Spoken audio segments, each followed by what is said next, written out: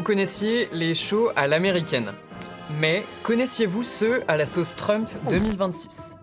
Des combats de catch avec vue sur la Maison Blanche, les avions de l'armée au-dessus des casinos de Las Vegas et même le portrait XXL du président affiché sur les ministères à Washington.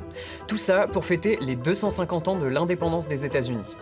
Dans l'idée, c'est un peu comme si Emmanuel Macron mettait une immense photo de lui sur l'Arc de Triomphe pour le 14 juillet. Bref, pourquoi les festivités des 250 ans des États-Unis sont-elles controversées ? Moi c'est Romain, et dans ce format, pourquoi ? On se pose pas mal de questions que vous vous posez peut-être aussi, ou pas. En tout cas, le but c'est de donner du contexte. Aujourd'hui, sur la fête nationale américaine, ce qu'on vous a montré, c'est qu'une petite partie de toutes les festivités. Ok, de quoi parle-t-on ? En fait, la date officielle de la fête nationale, c'est bien le 4 juillet. Mais tout a commencé depuis le 14 juin, jour de l'anniversaire de Donald Trump. On parle de concerts, de stands historiques, et aussi et surtout de meetings politiques. Oui, parce que Trump est en campagne. Les élections de mi-mandat sont en novembre et sa cote de popularité est au plus bas depuis le début de son deuxième mandat. 35% des Américains disaient approuver son action début juin. Bref, cette fête nationale, c'est un moyen pour lui de se vendre et de tacler ses adversaires, les démocrates. Ce ne sont pas des sociodémocrates, ce sont des communistes extrémistes qui ne croient pas en Dieu. C'est à mon avis la menace la plus grave pour notre pays depuis son existence il y a 250 ans. C'est une menace majeure pour notre pays. Sauf que cette version de la fête nationale, très politique, électoraliste, ne plaît pas à tout le monde. La politisation des commémorations ne me plaît pas du tout. En fait, je suis déçu et un peu agacé par tout ce qui se passe. En fait, ça va même plus loin que cette simple récupération politique. Derrière l'organisation de ces festivités, il y a en fait deux entités. D'abord, America 250. Elle a été créée il y a 10 ans par le Congrès américain. Elle est non partisane, mais a été évincée de l'organisation de pas mal d'événements. Ça, au profit de Freedom 250. Derrière elle, la base MAGA, les soutiens fervents de Trump qui organisent les festivités autour de sa personne. En fait, cette organisation est assez nébuleuse, son fonctionnement opaque. Par exemple, si on reprend le match de catch organisé à la Maison Blanche. Ce combat n'était même pas diffusé gratuitement à la télévision. Il fallait un abonnement pour le regarder.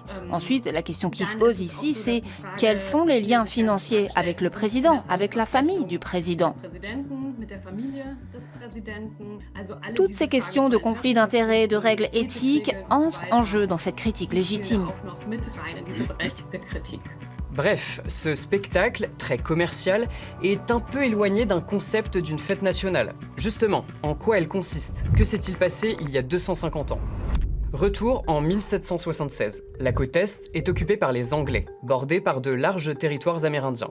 À l'époque, ces 13 États se rebellent contre l'augmentation des taxes. C'est la guerre d'indépendance qui commence.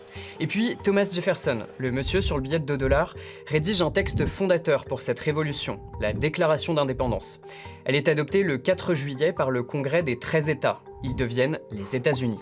Cet acte de naissance sera utilisé comme outil de propagande par les indépendantistes. En 1783, ils gagnent la guerre. Le texte proclame haut et fort les libertés individuelles et que tous les hommes sont créés égaux, bien que l'esclavage soit encore légal partout. Justement, aujourd'hui, dans ces festivités, des pans entiers de l'histoire des États-Unis, comme le poids de l'esclavage, sont invisibilisés. Exemple avec ces Freedom Trucks, des camions musées qui sillonnent le pays en présentant une version lisse et tronquée de l'histoire américaine. Exit par exemple les minorités et la diversité. Et au-delà de cette réécriture de l'histoire, ces festivités tournent autour de la figure de Donald Trump. On est à ça du culte de la personnalité. En principe, la personne et la fonction sont distinctes. C'est très important dans les démocraties modernes. Mais ici, on voit comment Donald Trump s'approprie la fonction de président à des fins personnelles en mêlant ses intérêts à ceux de la société, de l'État américain. Et cela ne devrait bien sûr pas se produire. Bref, il y a beaucoup à dire sur le sujet. Vous avez vu, ces festivités pour les 250 ans de l'indépendance des États-Unis sont assez particulières, parce que Donald Trump les utilise pour valoriser son image, et ça rompt complètement avec les précédentes fêtes nationales, plus consensuelles et rassembleuses. Je m'arrête là, mais vous, qu'est-ce que vous en pensez ? Dites-le nous en commentaire. À plus.